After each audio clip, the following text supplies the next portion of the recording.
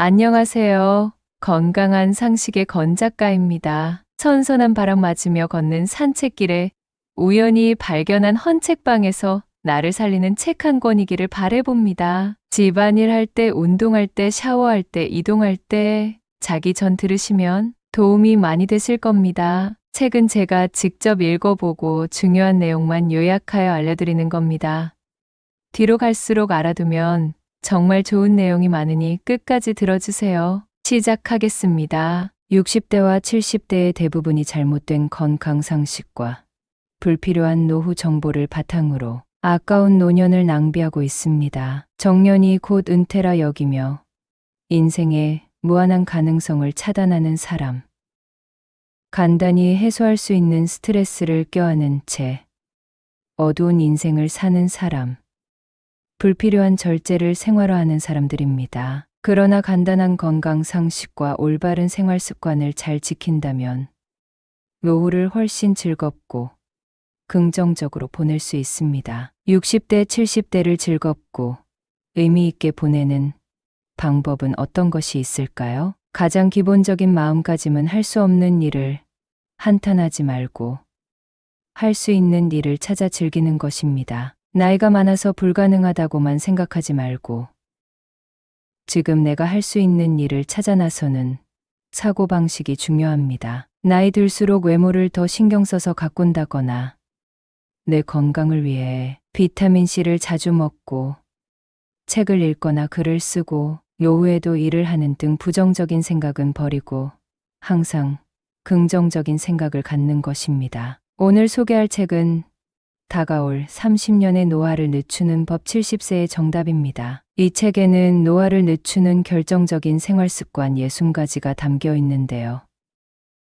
과연 어떤 방법들이 인생에서 가장 빛나는 30년을 준비하는 것들인지 잠시 책 속으로 들어가 살펴보겠습니다. 오늘도 저와 함께 좋은 시간 보내보아요. 제가 더 좋은 내용으로 찾아올 수 있는 과정에 구독과 좋아요는 큰 힘이 됩니다. 나이 들수록 외모에 신경 써야 하는 이유 심리치료법 중에 행동을 변화시켜서 감정을 조절하는 행동치료라는 방법이 있다. 흔히 알고 있는 인지치료와 대응하는 개념으로 이전과는 다른 새로운 경험을 시도하거나 낡은 습관을 바꿔서 마음을 치료하는 방법이다. 이는 60대, 70대 노인이 젊어지는 방법으로도 딱 들어맞는다. 기분이 좋지 않을 때 억지로라도 화장을 하고 머리를 다듬으면 마음이 한결 나아진다. 고통은 행동보다 마음이 먼저라고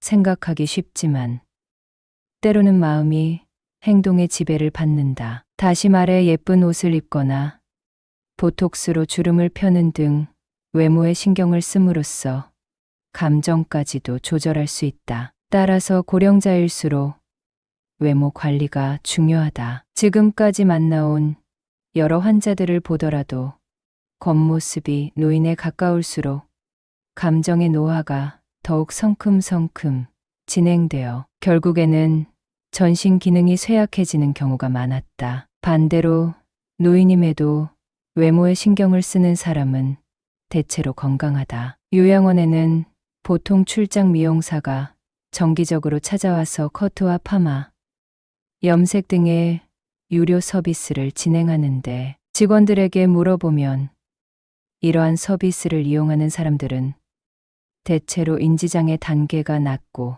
진행 속도도 더디다고 한다. 나 역시 인지장애를 앓고 있는 고령의 여성이 공들여 화장한 모습을 보면서 어딘가 모르게 생기가 넘치는 듯하다는 느낌을 여러 차례 받은 적이 있다. 나이 든 여성이라면 화장을 하고 머리를 손질할 뿐 아니라 필러나 보톡스를 맞아서 피부를 젊게 유지해야 한다. 최근에는 가격이 상당히 저렴해져서 3개월에서 6개월에 한 번씩 30에서 40만 원 선이면 이용할 수 있다. 피부 관리를 받으면 확실히 눈에 띄게 주름이 펴지고 예뻐진다. 나이가 들어도 주변 사람들에게 충분히 매력적으로 보일 수 있다. 이러한 안티에이징 시술을 반칙이라고 여기는 사람이 많다. 하지만 노년에는 어떤 일이라도 반칙으로 단정짓지 않는 사고, 방식이 필요하다. 성호르몬 감소는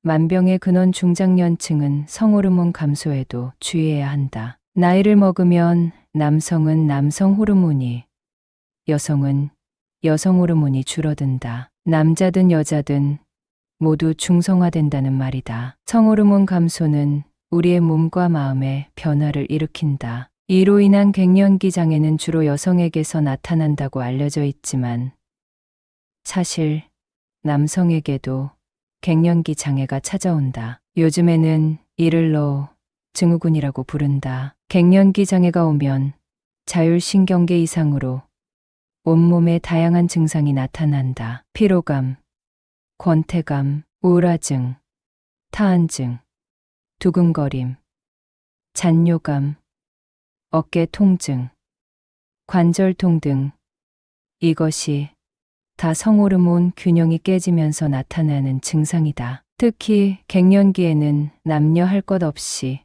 마음의 병을 호소하는 사람이 늘어난다. 우울증 진단을 받은 사람은 도통 여러 가지 갱년기 질환을 함께 앓는 경우가 많다. 미국과 유럽에서는 성호르몬이 감소하면 호르몬 보충 요법을 받는 것이 일반적이며 보험도 적용된다. 하지만 부작용을 우려해서인지 남녀 모두 이를 선호하지 않는다. 나는 여성이든 남성이든 호르몬 보충 요법을 적극적으로 이용하기를 권장한다. 만약 갱년기 장애를 앓고 있는 남성이라면 주저하지 말고 병원에 있는 남성 건강 클리닉 등을 방문해서 상담을 받아보자. 나 또한 남성 호르몬제를 먹고 있는데 체력도 좋아지고 정신적으로도 큰 도움을 받고 있다. 비타민C로 뇌를 튼튼하게. 비타민은 우리 몸을 건강하게 해줄 뿐만 아니라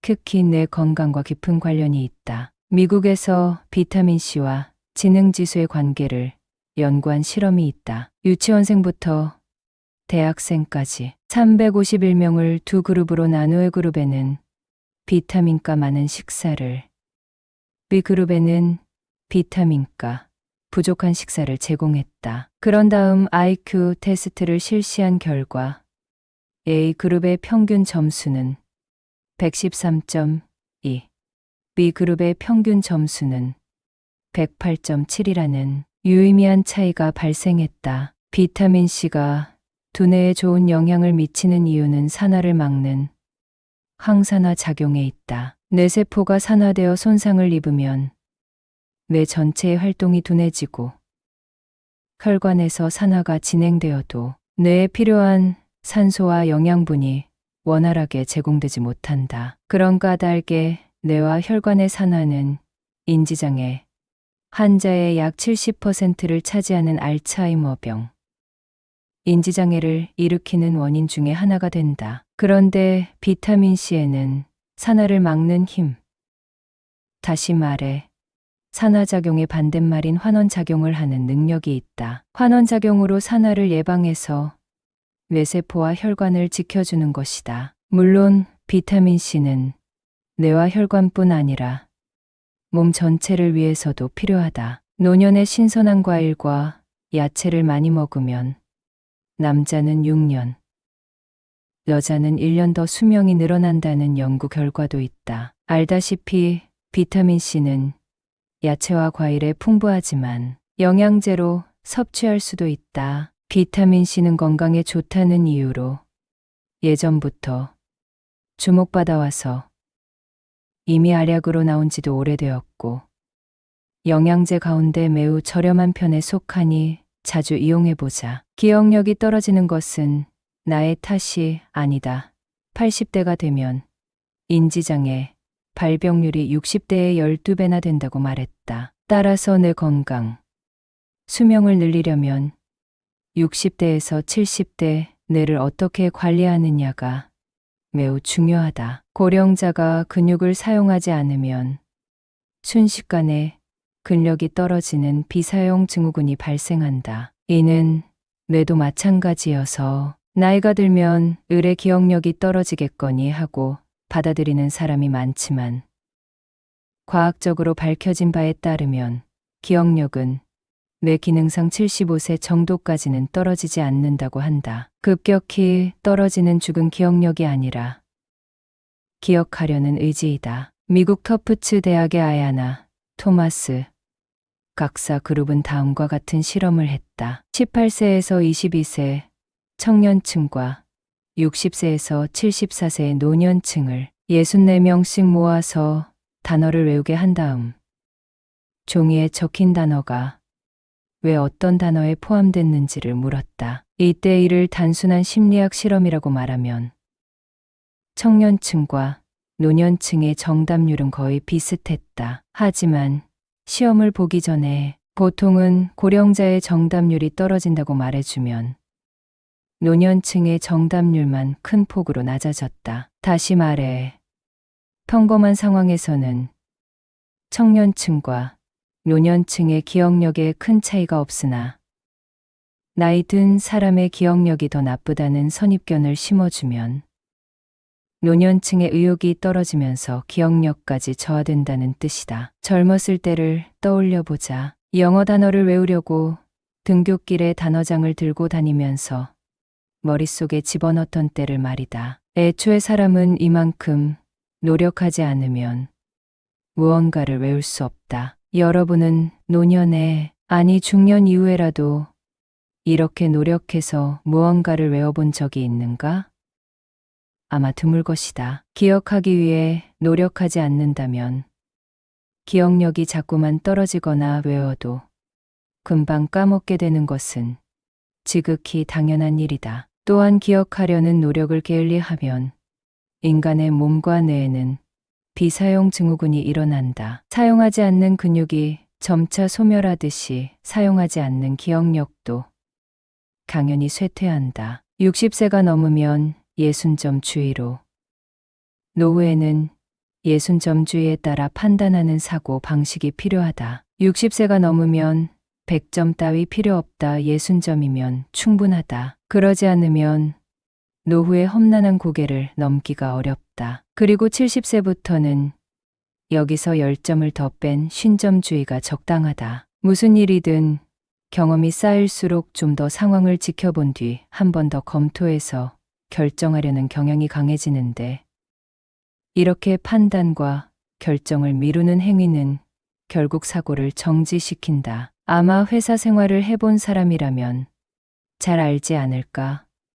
상사가 좀 더 상황을 지켜보자라고 말해놓고는 아무것도 생각하지 않는 경우를 말이다. 사실 생각하지 않는 것은 상사가 아니라 전두엽이다. 전두엽은 좀 더 지켜보자라고 말하는 순간 활동을 멈춘다. 어떤 일을 결정해야 할 때는 대부분 그 자리에서 좀 더 생각해보면 답이 나온다. 여행지를 정한다면 책자를 참고한다 해도 20분에서 30분이면 충분하다. 자꾸 결정을 미루거나 머뭇거리면서 고민해봤자 상황이 크게 달라지지 않을 뿐더러 전두엽에도 부정적인 영향을 미친다. 슬슬 인생의 마감일이 다가오고 있는 지금, 우리는 수많은 경험을 통해 어떤 일을 빨리 결정한다 해도 큰 문제가 없다는 사실을 잘 알고 있다. 보기 전에 뛰어라라는 영어 속담처럼 대담해질 필요까지는 없지만 고민하지 말고 뛰어라 정도는 가슴에 새겨두어야 노후의 고개를 넘을 수 있다. 100점이 아니면 안 된다. 90점도 부족하다라는 사고 방식으로 살면 쓸데없이 에너지를 낭비할 뿐 아니라 우울증에 걸리기도 쉽다. 부모님 간병에 지친 분들에게도 꼭 말해주고 싶다. 100점짜리 간병이란 애초에 없다. 기나긴 노후를 보내려면 60점, 아니 50점이면 충분하다는 비완벽주의가 필요하다. 오랫동안 정신과 의사로 살아본 경험에 따르면 적당히 사는 것이 가장 완벽한 인생이다. 자연의 힘으로 스트레스 해소하기. 스트레스를 해소하는 가장 효과적인 방법은 크게 두 가지다. 바로 자연 해소법과 예술 해소법이다. 자연으로 스트레스를 해소할 때 가장 큰 힘을 발휘하는 존재는 자연계의 중심 태양이다. 햇빛에는 인간의 몸과 마음을 활성화시키는 힘이 있다. 반대로 인간은 햇빛을 쐬지 않으면 스트레스를 받는다. 그 증거로 북유럽에서는 겨울에 낮 시간이 짧아지면 우울증에 걸리는 사람이 속출한다고 한다. 이는 생체 시계가 바뀌기 때문인데, 이후 봄이 찾아와서 일조 시간이 늘어나면 건강을 되찾는 사람이 다시 많아진다. 생체 시계가 정상적으로 작동해서 몸과 마음의 불편함이 해소되는 까닭이다. 우울증 치료에 강한 빛을 쐬는 방법이 있을 만큼 빛은 우리의 정신 건강에 큰 영향을 미친다. 그 외에도 햇빛을 쐬면 좋은 점이 많다. 혈액순환이 좋아지고 신진대사가 활발해지며 면역력이 올라가서 감기나 감염병을 막아준다. 또 몸에서 비타민 D가 활발하게 합성된다. 비타민 D는 칼슘의 운반책이기도 한데, 칼슘에는 마음을 안정시키는 효과가 있다. 물론 칼슘은 뼈를 튼튼하게 하고 골다공증의 위험을 낮추는 역할도 한다. 스트레스를 푸는 자연 해소법으로 한 가지 더 추천하고 싶은 것은 산림욕이다. 숲과 나무에는 사람의 마음을 안정시키는 힘이 있다. 산림욕의 효과가 발견된 곳은 19세기 독일로 숲으로 둘러싸인 요양원에서 지낸 뒤 가벼운 정신질환이 호전되는 사람이 늘어나면서부터 주목받기 시작했다. 이후 식물에서 나오는 피톤치드라는 성분이 부교감, 신경을 자극하여 인간의 마음을 편안하게 해준다는 사실이 밝혀졌다. 식물에서 추출한 오일을 활용하는 아로마 테라피처럼 숲속 향기에는 사람의 마음을 안정시키는 힘이 있다. 또한 숲에서는 새소리와 바람소리를 들을 수 있어서 사람의 마음이 편안해진다. 적당한 산책은 운동도 되므로 기분을 더욱 밝게 해준다. 이처럼 산림욕을 여러 가지 면에서 일상에서 받는 스트레스를 푸는데 효과적이다. 하지만 숲에 나갈 시간도 체력도 없다면 실내에 작은 정원을 만들거나 반려식물을 키워도 좋다. 마음이 우울할 때 흙을 만지면 기분이 누그러지면서 평온해지고, 화분에 허브를 심어 베란다에 둔 채 가끔씩 깎아주면 지친 마음을 위로받을 수도 있다. 흙을 만지면서 식물의 향을 맡으면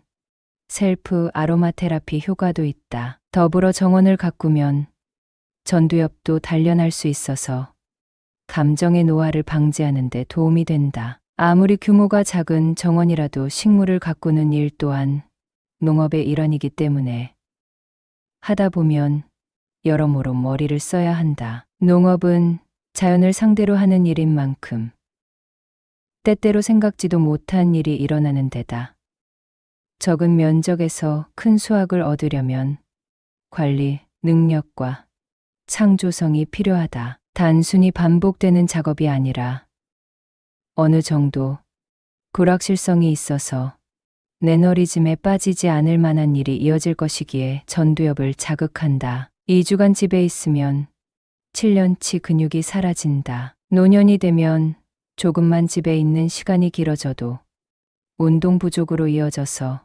하반신 근육이 감소하기 시작한다. 조금만 걷지 않아도 근육에서 비사용 증후군이 발생하는 것이다. 75세 이상이 2주간 움직이지 않으면 7년간 움직이면서 쌓아왔던 근육이 사라진다는 연구 결과도 있다. 근육이 소실된 탓에 넘어져서 골절상이라도 입게 되면 누군가의 돌봄이 필요한 상황으로 넘어가야 할 경우가 매우 많다. 또 고령자가 운동량이 부족하면 식욕이 떨어져서 영양 부족 상태에 빠질 위험이 크다. 영양이 부족하게 되면 몸과 마음의 컨디션이 떨어지고, 이런 상태에서 바이러스에 감염되면 중증으로 나아갈 우려가 크다. 나는 고령자가 단 하루라도 집 밖을 나서지 않은 날이 있었다면 일시적 은둔형 외톨이라고 생각한다. 하루하루가 쌓여서 결국에는 본격적인 은둔형 외톨이 상태로 진행될 것이기 때문이다.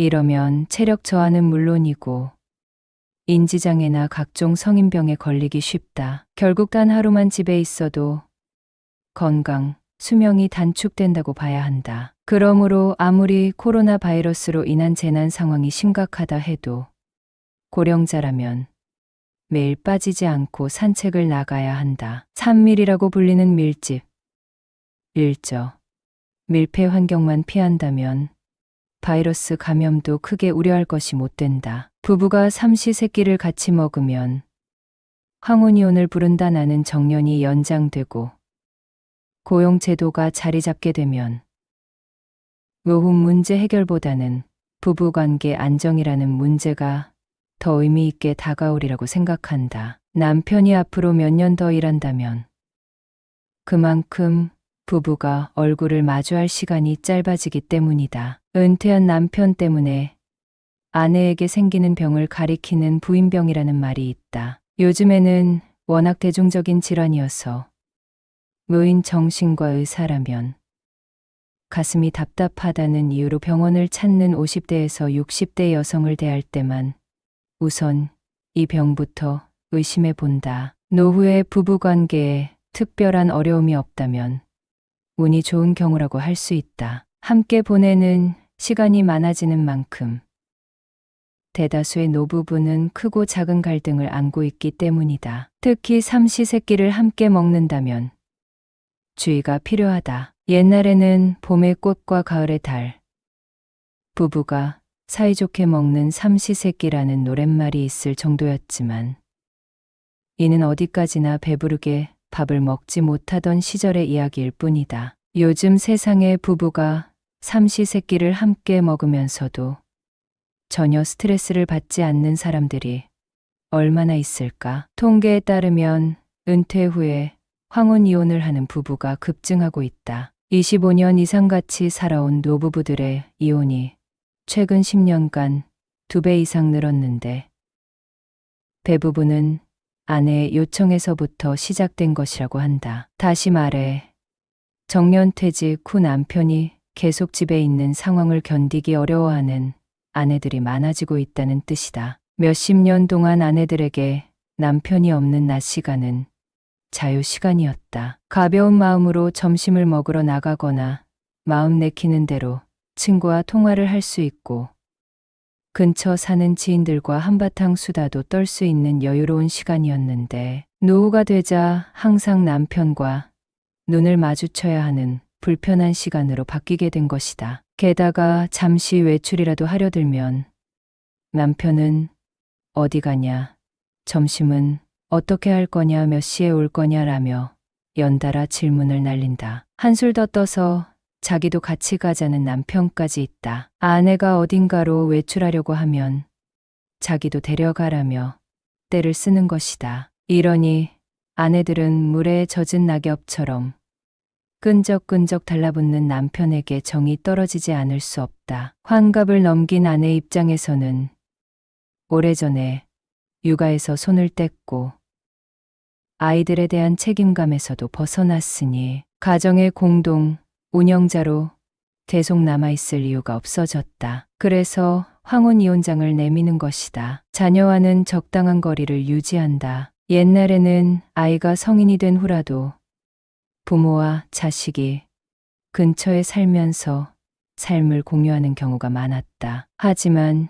요즘의 부모와 자식도 되도록 멀리 떨어져서 지내는 편이 좋다. 본격적인 노인으로 접어드는 80세 이상이라면 모를까. 몸과 마음이 아직 건강한 70대까지는 아이들과 적당한 거리를 유지해야 한다. 이는 자신이 젊었을 때의 기억을 떠올려 보면 이해하기 쉽다. 2030대였을 때 나의 부모님의 얼굴을 1년에 몇 번이나 떠올렸던가? 아닌 경우도 물론 있겠지만 대부분은 그리 많지 않았을 것이다. 그러니 자식들과는 1년에 몇 차례 서로 얼굴을 보는 것만으로 충분하다는 마음으로 너무 멀리도 가까이도 지내지 말자. 이는 아이들의 자립심을 키우기 위해서라도 꼭 필요하다. 가끔 환자들에게 성인이 된 혹은 중년의 자식들에 관한 상담을 듣기도 한다. 주로 자식들이 가정폭력을 일삼거나 은둔형 외톨이로 지낸다는 내용이다. 이럴 때 나는 부모님이 개입할수록 상황은 더 나빠집니다. 자식들은 간섭하면 할수록 더 엇나간다는 점. 가슴에 새겨두세요라는 뜻의 말을 전한다. 자식들이 다시 일어서길 바란다면 일단은 그대로 놔둬야 한다. 오랫동안 방 안에 처박혀 있는 자식에게 부모가 대속밥을 차려준다면 상황은 결코 변하지 않는다. 밥을 주지 않아야 스스로 일어나서 편의점에라도 가게 마련이다. 하지만 그대로 두시라고 아무리 입이 닳도록 말해도 처음에는 대부분 어두운 표정으로 아무리 그래도라고 대답할 뿐이다. 같은 말을 반년 이상 반복해야 뒤로서 부모님의 태도가 조금씩 바뀌면서 그냥 내 삶에 충실해야겠다고 생각하기 시작하는데 신기하게도 그러면 자식들의 태도에도 조금씩 변화가 찾아온다. 자식들의 취직이나 결혼에 관해서도 일절 관여하지 말아야 한다. 우리 부모님 세대가 회사에 다닐 때는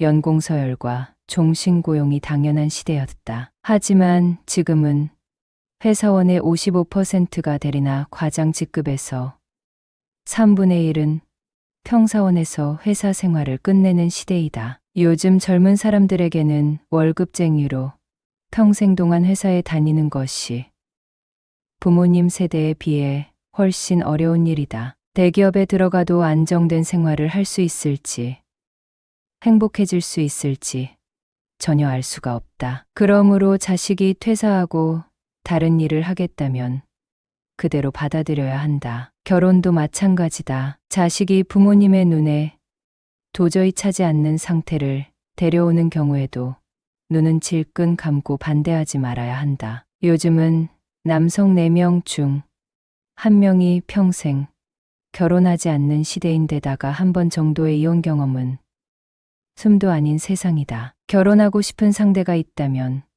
그것만으로도 다행이다. 노후에 배워야 할 의무 과목 2가지.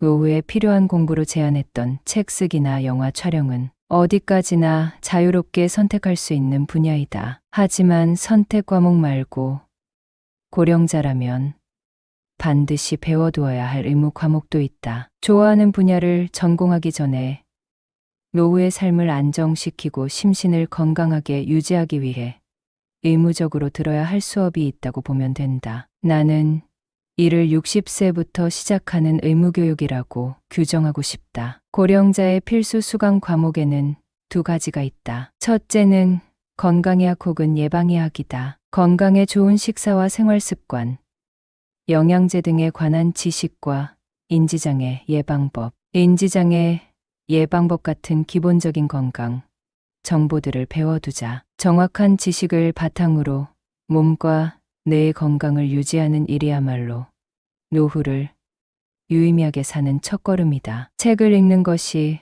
가장 좋지만 강의를 들어도 좋다. 정부나 지방자치단체에서 개최하는 무료 강연에도 내용이 알찬 강좌가 많다. 다만 강연에서는 낡은 건강 상식을 알려주는 경우도 있으니 새로 나온 다양한 종류의 책을 반드시 함께 읽어보자. 둘째는 노후의 경제학으로 연금이나 노인 장기요양보험, 장소, 투자 등 돈에 관한 분야이다. 노후 자금에 관해 좀 더 깊이 있게 공부해 두면 이를 둘러싼 불안감을 건설적으로 해소할 수 있다. 노인의 건강과 경제에 대한 공부를 다 하고 나면 그 다음 순서가 바로 자유 선택 과목이다. 좋아하는 일이나 흥미로운 분야, 현역 시절 쌓아두었던 지식과 경험 등을 활용해서 주제를 좁혀가며 계속 공부해 나가자. 매일 우유를 마시는 사람보다 매일 우유를 배달하는 사람이 더 건강하다.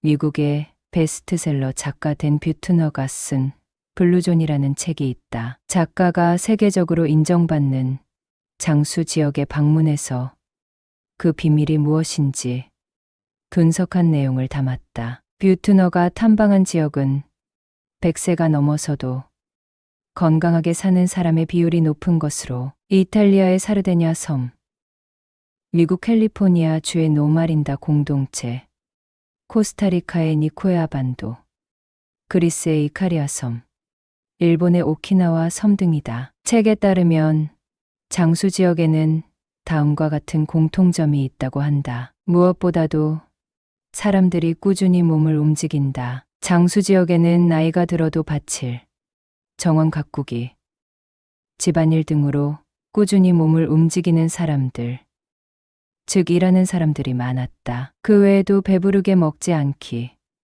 목적의식 지니기, 스트레스 해소하기 등의 공통점이 있었지만 건강하게 오래 살기 위한 조건으로 꾸준히 몸을 움직이는 것, 즉 일하기를 제일 중요하게 꼽았다. 일하기의 중요성을 알려주는 또 다른 예로는 영국의 한 경제지에서 수십 년에 걸쳐 진행한 행복도에 관한 조사를 들 수 있다. 여기서는 이혼이나 배우자의 사망, 실업과 같은 삶의 큰 사건으로 사람의 행복도가 어떻게 달라지는지를 조사했는데 인간의 행복도에 가장 크게 부정적인 영향을 미치는 요소는 실업이었다. 이혼이나 배우자의 사망보다 일자리를 잃는 일이 인간을 가장 불행하게 만드는 요소였다. 인간에게 일은 절대 없어서는 안 될 요소이다. 세계 각지에서 진행된 비슷한 조사들에서도 모두 늙어서도 계속일해야 오래 살 수 있고 행복도도 높다는 결론이 나왔다. 관련 자료를 다 소개하자면 책 한 권을 채우고도 남을 정도로 방대하다. 그만큼 과학적으로 밝혀진 사실임이 틀림없다는 뜻이다. 서양에는 매일 우유를 마시는 사람보다 매일 우유를 배달하는 사람이 더 건강하다라는 속담이 있는데 저절로 고개가 끄덕여지는 말이다. 나 역시 노후를 건강하고 행복하게 그리고 유의미하게 보내기 위한 가장 중요한 조건을 일이라고 생각한다. 정년이 곧 은퇴가 아님을 명심하고 연령에 맞게 아니 때로는 나이를 잊어서라도 계속 일하는 것이 인생을 의미 있게 보내는 방법이다. 무리하지 말고 소소하고 즐겁게 할 수 있는 재밌는 취미나 운동 같은 일을 찾는 것은 큰 도움이 될 것이다. 지금부터 한 번 더 읽어드리겠습니다. 한 번 더 읽어드릴 때는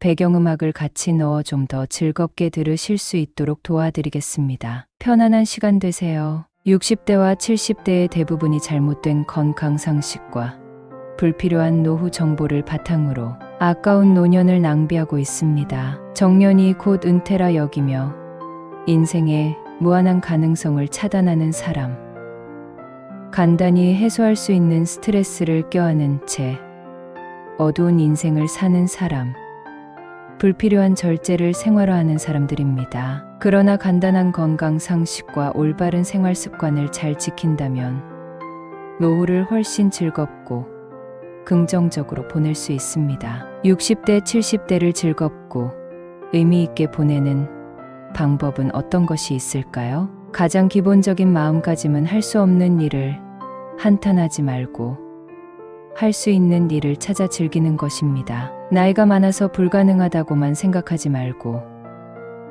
지금 내가 할 수 있는 일을 찾아 나서는 사고방식이 중요합니다. 나이 들수록 외모를 더 신경 써서 가꾼다거나 내 건강을 위해 비타민C를 자주 먹고 책을 읽거나 글을 쓰고 노후에도 일을 하는 등 부정적인 생각은 버리고 항상 긍정적인 생각을 갖는 것입니다. 오늘 소개할 책은 다가올 30년의 노화를 늦추는 법 70세의 정답입니다. 이 책에는 노화를 늦추는 결정적인 생활습관 60가지가 담겨 있는데요.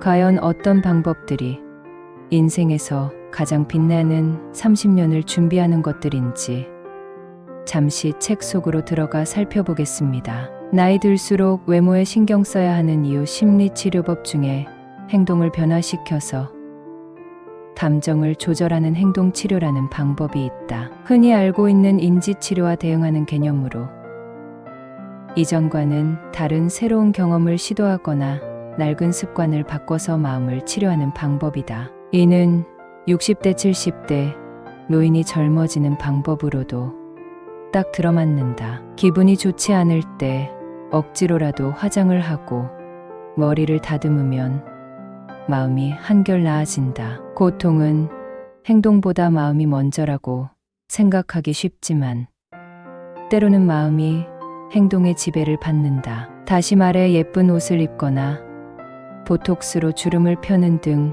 외모에 신경을 씀으로써 감정까지도 조절할 수 있다. 따라서 고령자일수록 외모 관리가 중요하다. 지금까지 만나온 여러 환자들을 보더라도 겉모습이 노인에 가까울수록 감정의 노화가 더욱 성큼성큼 진행되어 결국에는 전신 기능이 쇠약해지는 경우가 많았다. 반대로 노인임에도 외모에 신경을 쓰는 사람은 대체로 건강하다. 요양원에는 보통 출장 미용사가 정기적으로 찾아와서 커트와 파마, 염색 등의 유료 서비스를 진행하는데 직원들에게 물어보면 이러한 서비스를 이용하는 사람들은 대체로 인지장애 단계가 낮고 진행 속도도 더디다고 한다. 나 역시 인지장애를 앓고 있는 고령의 여성이 공들여 화장한 모습을 보면서 어딘가 모르게 생기가 넘치는 듯하다는 느낌을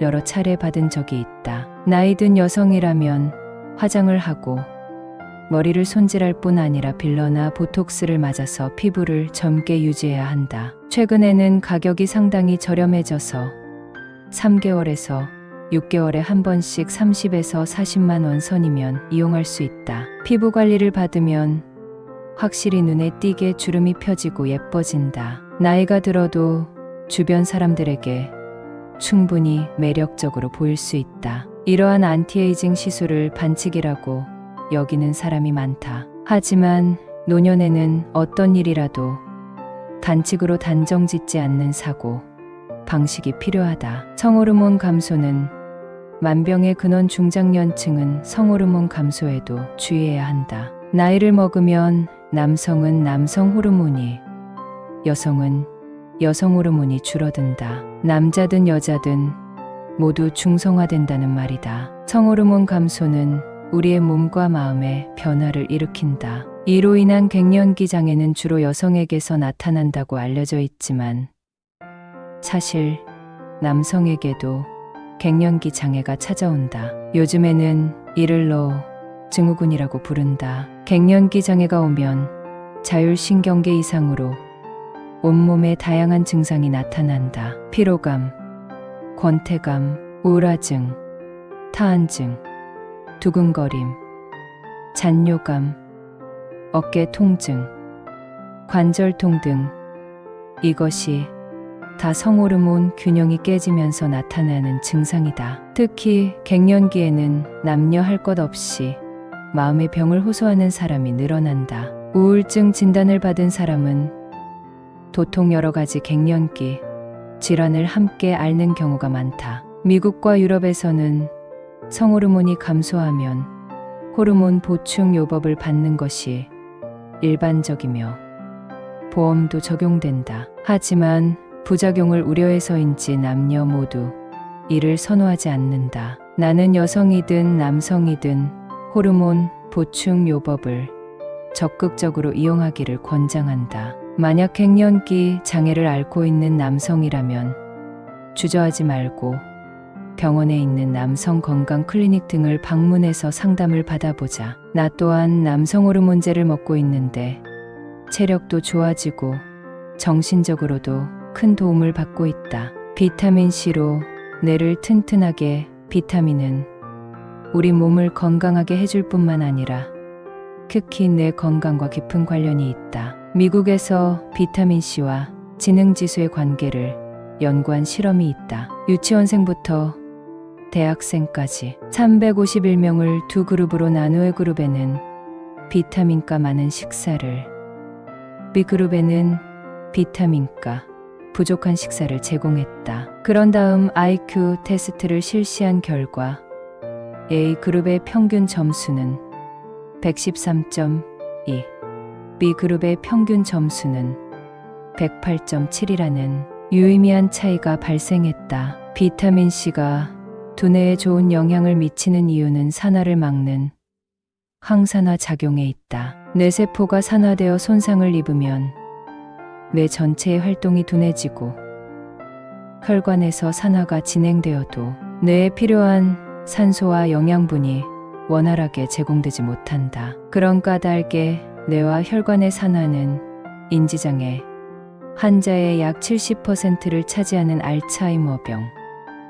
인지장애를 일으키는 원인 중에 하나가 된다. 그런데 비타민 C에는 산화를 막는 힘, 다시 말해 산화작용의 반대말인 환원작용을 하는 능력이 있다. 환원작용으로 산화를 예방해서 뇌세포와 혈관을 지켜주는 것이다. 물론 비타민 C는 뇌와 혈관뿐 아니라 몸 전체를 위해서도 필요하다. 노년에 신선한 과일과 야채를 많이 먹으면 남자는 6년, 여자는 1년 더 수명이 늘어난다는 연구 결과도 있다. 알다시피 비타민 C는 야채와 과일에 풍부하지만 영양제로 섭취할 수도 있다. 비타민 C는 건강에 좋다는 이유로 예전부터 주목받아와서 이미 알약으로 나온 지도 오래되었고 영양제 가운데 매우 저렴한 편에 속하니 자주 이용해보자. 기억력이 떨어지는 것은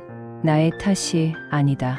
80대가 되면 인지장애 발병률이 60대의 12배나 된다고 말했다. 따라서 내 건강, 수명을 늘리려면 60대에서 70대 뇌를 어떻게 관리하느냐가 매우 중요하다. 고령자가 근육을 사용하지 않으면 순식간에 근력이 떨어지는 비사용 증후군이 발생한다. 이는 뇌도 마찬가지여서 나이가 들면 을의 기억력이 떨어지겠거니 하고 받아들이는 사람이 많지만 과학적으로 밝혀진 바에 따르면 기억력은 뇌 기능상 75세 정도까지는 떨어지지 않는다고 한다. 급격히 떨어지는 죽은 기억력이 아니라 기억하려는 의지이다. 미국 터프츠 대학의 아야나 토마스 각사 그룹은 다음과 같은 실험을 했다. 18세에서 22세 청년층과 60세에서 74세의 노년층을 64명씩 모아서 단어를 외우게 한 다음 종이에 적힌 단어가 왜 어떤 단어에 포함됐는지를 물었다. 이때 이를 단순한 심리학 실험이라고 말하면 청년층과 노년층의 정답률은 거의 비슷했다. 하지만 시험을 보기 전에 보통은 고령자의 정답률이 떨어진다고 말해주면 노년층의 정답률만 큰 폭으로 낮아졌다. 다시 말해 평범한 상황에서는 청년층과 노년층의 기억력에 큰 차이가 없으나 나이 든 사람의 기억력이 더 나쁘다는 선입견을 심어주면 노년층의 의욕이 떨어지면서 기억력까지 저하된다는 뜻이다. 젊었을 때를 떠올려보자. 영어 단어를 외우려고 등굣길에 단어장을 들고 다니면서 머릿속에 집어넣던 때를 말이다. 애초에 사람은 이만큼 노력하지 않으면 무언가를 외울 수 없다. 여러분은 노년에, 아니 중년 이후에라도 이렇게 노력해서 무언가를 외워본 적이 있는가? 아마 드물 것이다. 기억하기 위해 노력하지 않는다면 기억력이 자꾸만 떨어지거나 외워도 금방 까먹게 되는 것은 지극히 당연한 일이다. 또한 기억하려는 노력을 게을리하면 인간의 몸과 뇌에는 비사용 증후군이 일어난다. 사용하지 않는 근육이 점차 소멸하듯이 사용하지 않는 기억력도 당연히 쇠퇴한다. 60세가 넘으면 60점 주의로, 노후에는 60점 주의에 따라 판단하는 사고 방식이 필요하다. 60세가 넘으면 100점 따위 필요 없다. 60점이면 충분하다. 그러지 않으면 노후의 험난한 고개를 넘기가 어렵다. 그리고 70세부터는 여기서 10점을 더 뺀 50점 주의가 적당하다. 무슨 일이든 경험이 쌓일수록 좀 더 상황을 지켜본 뒤 한 번 더 검토해서 결정하려는 경향이 강해지는데, 이렇게 판단과 결정을 미루는 행위는 결국 사고를 정지시킨다. 아마 회사 생활을 해본 사람이라면 잘 알지 않을까? 상사가 좀 더 상황을 지켜보자라고 말해놓고는 아무것도 생각하지 않는 경우를 말이다. 사실 생각하지 않는 것은 상사가 아니라 전두엽이다. 전두엽은 좀 더 지켜보자라고 말하는 순간 활동을 멈춘다. 어떤 일을 결정해야 할 때는 대부분 그 자리에서 좀 더 생각해보면 답이 나온다. 여행지를 정한다면 책자를 참고한다 해도 20분에서 30분이면 충분하다. 자꾸 결정을 미루거나 머뭇거리면서 고민해봤자 상황이 크게 달라지지 않을 뿐더러 전두엽에도 부정적인 영향을 미친다. 슬슬 인생의 마감일이 다가오고 있는 지금, 우리는 수많은 경험을 통해 어떤 일을 빨리 결정한다 해도 큰 문제가 없다는 사실을 잘 알고 있다. 보기 전에 뛰어라라는 영어 속담처럼 대담해질 필요까지는 없지만 고민하지 말고 뛰어라 정도는 가슴에 새겨두어야 노후의 고개를 넘을 수 있다. 100점이 아니면 안 된다. 90점도 부족하다라는 사고 방식으로 살면 쓸데없이 에너지를 낭비할 뿐 아니라 우울증에 걸리기도 쉽다. 부모님 간병에 지친 분들에게도 꼭 말해주고 싶다. 100점짜리 간병이란 애초에 없다. 기나긴 노후를 보내려면 60점, 아니 50점이면 충분하다는 비완벽주의가 필요하다. 오랫동안 정신과 의사로 살아본 경험에 따르면 적당히 사는 것이 가장 완벽한 인생이다. 자연의 힘으로 스트레스 해소하기. 스트레스를 해소하는 가장 효과적인 방법은 크게 두 가지다. 바로 자연 해소법과 예술 해소법이다. 자연으로 스트레스를 해소할 때 가장 큰 힘을 발휘하는 존재는 자연계의 중심 태양이다. 햇빛에는 인간의 몸과 마음을 활성화시키는 힘이 있다. 반대로 인간은 햇빛을 쐬지 않으면 스트레스를 받는다. 그 증거로 북유럽에서는 겨울에 낮 시간이 짧아지면 우울증에 걸리는 사람이 속출한다고 한다. 이는 생체 시계가 바뀌기 때문인데, 이후 봄이 찾아와서 일조 시간이 늘어나면 건강을 되찾는 사람이 다시 많아진다. 생체 시계가 정상적으로 작동해서 몸과 마음의 불편함이 해소되는 까닭이다. 우울증 치료에 강한 빛을 쐬는 방법이 있을 만큼 빛은 우리의 정신 건강에 큰 영향을 미친다. 그 외에도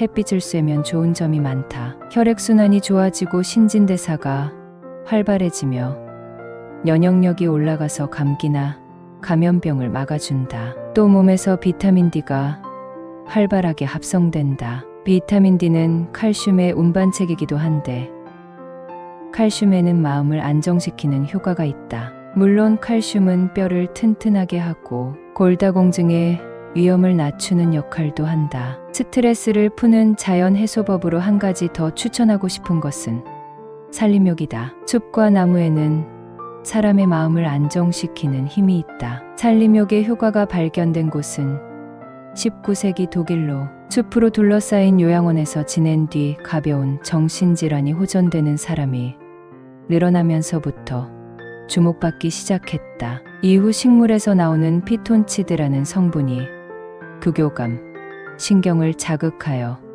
인간의 마음을 편안하게 해준다는 사실이 밝혀졌다. 식물에서 추출한 오일을 활용하는 아로마 테라피처럼 숲속 향기에는 사람의 마음을 안정시키는 힘이 있다. 또한 숲에서는 새소리와 바람소리를 들을 수 있어서 사람의 마음이 편안해진다. 적당한 산책은 운동도 되므로 기분을 더욱 밝게 해준다. 이처럼 산림욕을 여러 가지 면에서 일상에서 받는 스트레스를 푸는데 효과적이다. 하지만 숲에 나갈 시간도 체력도 없다면 실내에 작은 정원을 만들거나 반려식물을 키워도 좋다. 마음이 우울할 때 흙을 만지면 기분이 누그러지면서 평온해지고, 화분에 허브를 심어 베란다에 둔 채 가끔씩 깎아주면 지친 마음을 위로받을 수도 있다. 흙을 만지면서 식물의 향을 맡으면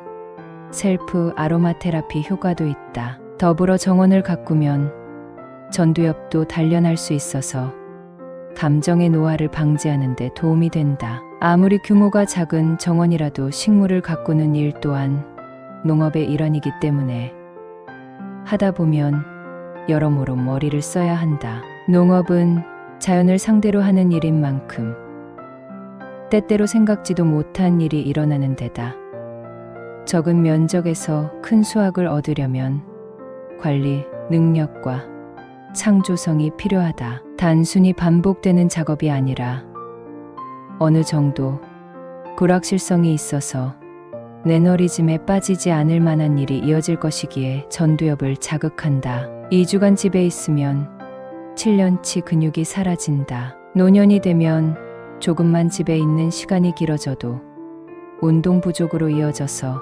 하반신 근육이 감소하기 시작한다. 조금만 걷지 않아도 근육에서 비사용 증후군이 발생하는 것이다. 75세 이상이 2주간 움직이지 않으면 7년간 움직이면서 쌓아왔던 근육이 사라진다는 연구 결과도 있다. 근육이 소실된 탓에 넘어져서 골절상이라도 입게 되면 누군가의 돌봄이 필요한 상황으로 넘어가야 할 경우가 매우 많다. 또 고령자가 운동량이 부족하면 식욕이 떨어져서 영양 부족 상태에 빠질 위험이 크다. 영양이 부족하게 되면 몸과 마음의 컨디션이 떨어지고 이런 상태에서 바이러스에 감염되면 중증으로 나아갈 우려가 크다. 나는 고령자가 단 하루라도 집 밖을 나서지 않은 날이 있었다면 일시적 은둔형 외톨이라고 생각한다. 하루하루가 쌓여서 결국에는 본격적인 은둔형 외톨이 상태로 진행될 것이기 때문이다. 이러면 체력 저하는 물론이고 인지장애나 각종 성인병에 걸리기 쉽다. 결국 단 하루만 집에 있어도 건강, 수명이 단축된다고 봐야 한다. 그러므로 아무리 코로나 바이러스로 인한 재난 상황이 심각하다 해도 고령자라면 매일 빠지지 않고 산책을 나가야 한다. 산밀이라고 불리는 밀집, 일저, 밀폐 환경만 피한다면 바이러스 감염도 크게 우려할 것이 못 된다. 부부가 삼시세끼를 같이 먹으면 황혼이혼을 부른다는 정년이 연장되고 고용제도가 자리 잡게 되면 노후 문제 해결보다는 부부관계 안정이라는 문제가 더 의미 있게 다가오리라고 생각한다. 남편이 앞으로 몇 년 더 일한다면 그만큼 부부가 얼굴을 마주할 시간이 짧아지기 때문이다. 은퇴한 남편 때문에 아내에게 생기는 병을 가리키는 부인병이라는 말이 있다. 요즘에는 워낙 대중적인 질환이어서 노인 정신과 의사라면 가슴이 답답하다는 이유로 병원을 찾는 50대에서 60대 여성을 대할 때만 우선 이 병부터 의심해 본다. 노후의 부부관계에 특별한 어려움이 없다면 운이 좋은 경우라고 할 수 있다. 함께 보내는 시간이 많아지는 만큼 대다수의 노부부는 크고 작은 갈등을 안고 있기 때문이다. 특히 삼시세끼를 함께 먹는다면 주의가 필요하다. 옛날에는 봄의 꽃과 가을의 달, 부부가 사이좋게 먹는 삼시세끼라는 노랫말이 있을 정도였지만 이는 어디까지나 배부르게 밥을 먹지 못하던 시절의 이야기일 뿐이다. 요즘 세상의 부부가 삼시세끼를 함께 먹으면서도 전혀 스트레스를 받지 않는 사람들이 얼마나 있을까? 통계에 따르면 은퇴 후에 황혼이혼을 하는 부부가 급증하고 있다. 25년 이상 같이 살아온 노부부들의 이혼이 최근 10년간 2배 이상 늘었는데 대부분은 아내의 요청에서부터 시작된 것이라고 한다. 다시 말해 정년퇴직 후 남편이 계속 집에 있는 상황을 견디기 어려워하는 아내들이 많아지고 있다는 뜻이다. 몇십 년 동안 아내들에게 남편이 없는 낮 시간은 자유 시간이었다. 가벼운 마음으로 점심을 먹으러 나가거나 마음 내키는 대로 친구와 통화를 할 수 있고 근처 사는 지인들과 한바탕 수다도 떨 수 있는 여유로운 시간이었는데 노후가 되자 항상 남편과 눈을 마주쳐야 하는 불편한 시간으로 바뀌게 된 것이다. 게다가 잠시 외출이라도 하려 들면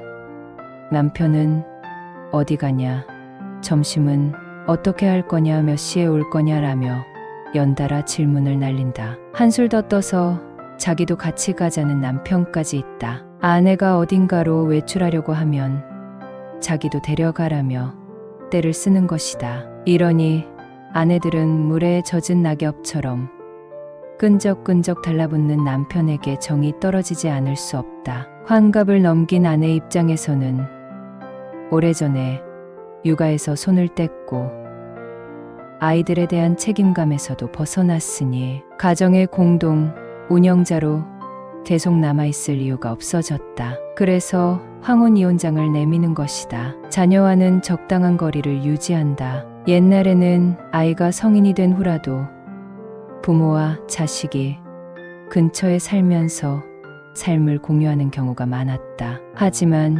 요즘에 부모와 자식도 되도록 멀리 떨어져서 지내는 편이 좋다. 본격적인 노인으로 접어드는 80세 이상이라면 모를까. 몸과 마음이 아직 건강한 70대까지는 아이들과 적당한 거리를 유지해야 한다. 이는 자신이 젊었을 때의 기억을 떠올려 보면 이해하기 쉽다. 2030대였을 때 나의 부모님의 얼굴을 1년에 몇 번이나 떠올렸던가?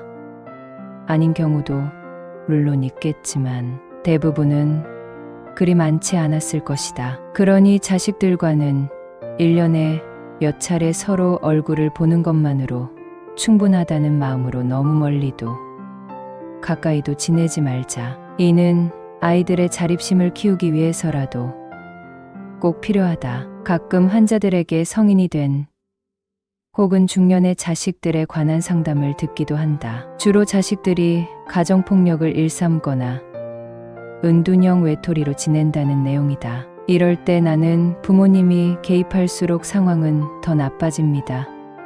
자식들은 간섭하면 할수록 더 엇나간다는 점 가슴에 새겨두세요라는 뜻의 말을 전한다. 자식들이 다시 일어서길 바란다면 일단은 그대로 놔둬야 한다. 오랫동안 방 안에 처박혀 있는 자식에게 부모가 대속 밥을 차려준다면 상황은 결코 변하지 않는다. 밥을 주지 않아야 스스로 일어나서 편의점에라도 가게 마련이다. 하지만 그대로 두시라고 아무리 입이 닳도록 말해도 처음에는 대부분 어두운 표정으로 아무리 그래도라고 대답할 뿐이다. 같은 말을 반년 이상 반복해야 비로소 부모님의 태도가 조금씩 바뀌면서 그냥 내 삶에 충실해야겠다고 생각하기 시작하는데 신기하게도 그러면 자식들의 태도에도 조금씩 변화가 찾아온다. 자식들의 취직이나 결혼에 관해서도 일절 관여하지 말아야 한다. 우리 부모님 세대가 회사에 다닐 때는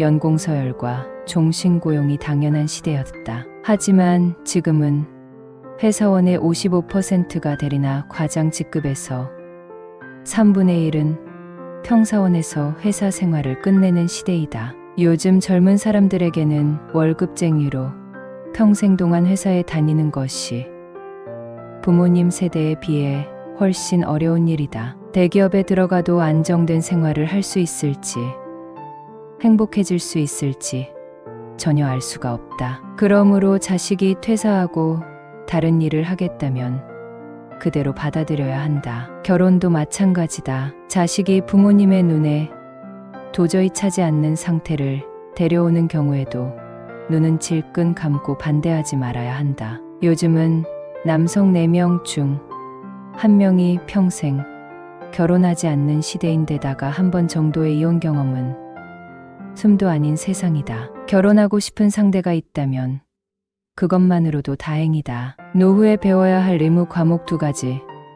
노후에 필요한 공부로 제안했던 책 쓰기나 영화 촬영은 어디까지나 자유롭게 선택할 수 있는 분야이다. 하지만 선택 과목 말고 고령자라면 반드시 배워두어야 할 의무 과목도 있다. 좋아하는 분야를 전공하기 전에 노후의 삶을 안정시키고 심신을 건강하게 유지하기 위해 의무적으로 들어야 할 수업이 있다고 보면 된다. 나는 이를 60세부터 시작하는 의무교육이라고 규정하고 싶다. 고령자의 필수 수강 과목에는 2가지가 있다. 첫째는 건강의학 혹은 예방의학이다. 건강에 좋은 식사와 생활습관, 영양제 등에 관한 지식과 인지장애 예방법, 인지장애 예방법 같은 기본적인 건강, 정보들을 배워두자. 정확한 지식을 바탕으로 몸과 뇌의 건강을 유지하는 일이야말로 노후를 유의미하게 사는 첫걸음이다. 책을 읽는 것이 가장 좋지만 강의를 들어도 좋다. 정부나 지방자치단체에서 개최하는 무료 강연에도 내용이 알찬 강좌가 많다. 다만 강연에서는 낡은 건강 상식을 알려주는 경우도 있으니 새로 나온 다양한 종류의 책을 반드시 함께 읽어보자. 둘째는 노후의 경제학으로 연금이나 노인 장기요양보험, 장소, 투자 등 돈에 관한 분야이다. 노후 자금에 관해 좀 더 깊이 있게 공부해 두면 이를 둘러싼 불안감을 건설적으로 해소할 수 있다. 노인의 건강과 경제에 대한 공부를 다 하고 나면 그 다음 순서가 바로 자유 선택 과목이다. 좋아하는 일이나 흥미로운 분야, 현역 시절 쌓아두었던 지식과 경험 등을 활용해서 주제를 좁혀가며 계속 공부해 나가자. 매일 우유를 마시는 사람보다 매일 우유를 배달하는 사람이 더 건강하다. 미국의 베스트셀러 작가 댄 뷰트너가 쓴 블루존이라는 책이 있다. 작가가 세계적으로 인정받는 장수 지역에 방문해서 그 비밀이 무엇인지 분석한 내용을 담았다. 뷰트너가 탐방한 지역은 100세가 넘어서도 건강하게 사는 사람의 비율이 높은 것으로 이탈리아의 사르데냐 섬, 미국 캘리포니아 주의 노마린다 공동체, 코스타리카의 니코야 반도, 그리스의 이카리아 섬, 일본의 오키나와 섬 등이다. 책에 따르면 장수 지역에는 다음과 같은 공통점이 있다고 한다. 무엇보다도 사람들이 꾸준히 몸을 움직인다. 장수 지역에는 나이가 들어도 바칠 정원 가꾸기, 집안일 등으로 꾸준히 몸을 움직이는 사람들, 즉 일하는 사람들이 많았다. 그 외에도 배부르게 먹지 않기, 목적의식 지니기, 스트레스 해소하기 등의 공통점이 있었지만 건강하게 오래 살기 위한 조건으로 꾸준히 몸을 움직이는 것, 즉 일하기를 제일 중요하게 꼽았다. 일하기의 중요성을 알려주는 또 다른 예로는 영국의 한 경제지에서 수십 년에 걸쳐 진행한 행복도에 관한 조사를 들 수 있다. 여기서는 이혼이나 배우자의 사망, 실업과 같은 삶의 큰 사건으로 사람의 행복도가 어떻게 달라지는지를 조사했는데 인간의 행복도에 가장 크게 부정적인 영향을 미치는 요소는 실업이었다. 이혼이나 배우자의 사망보다 일자리를 잃는 일이 인간을 가장 불행하게 만드는 요소였다. 인간에게 일은 절대 없어서는 안 될 요소이다. 세계 각지에서 진행된 비슷한 조사들에서도 모두 늙어서도 계속 일해야 오래 살 수 있고 행복도도 높다는 결론이 나왔다. 관련 자료를 다 소개하자면 책 한 권을 채우고도 남을 정도로 방대하다. 그만큼 과학적으로 밝혀진 사실임이 틀림없다는 뜻이다. 서양에는 매일 우유를 마시는 사람보다 매일 우유를 배달하는 사람이 더 건강하다라는 속담이 있는데 저절로 고개가 끄덕여지는 말이다. 나 역시 노후를 건강하고 행복하게 그리고 유의미하게 보내기 위한 가장 중요한 조건을 일이라고 생각한다. 정년이 곧 은퇴가 아님을 명심하고 연령에 맞게 아니 때로는 나이를 잊어서라도 계속 일하는 것이 인생을 의미 있게 보내는 방법이다. 무리하지 말고 소소하고 즐겁게 할 수 있는 재밌는 취미나 운동 같은 일을 찾는 것은 큰 도움이 될 것이다. 정말 대단하세요. 저와 함께 책 읽어주셔서 감사합니다. 오늘 하루도 더 건강해지세요. 구독하시고 또 만나 뵙기를 진심으로 기대해봅니다. 지금까지 건 작가였습니다. 감사합니다. 아참, 끄시기 전에 다시 한번 구독, 좋아요 누르셨죠? 감사합니다.